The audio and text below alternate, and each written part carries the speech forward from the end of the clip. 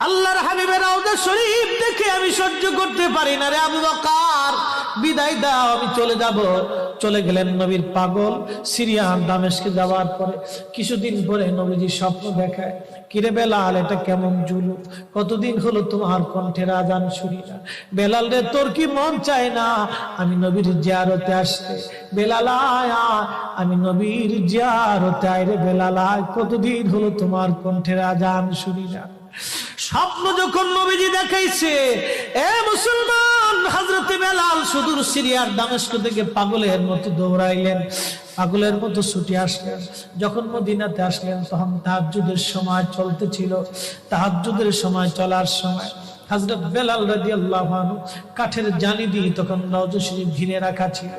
ওই জালির পাশে বসে বসে জালির সঙ্গে মাথা ঠেকাইয়া নবীর পাগল বসে বসে গুনগুন গুনগুন করে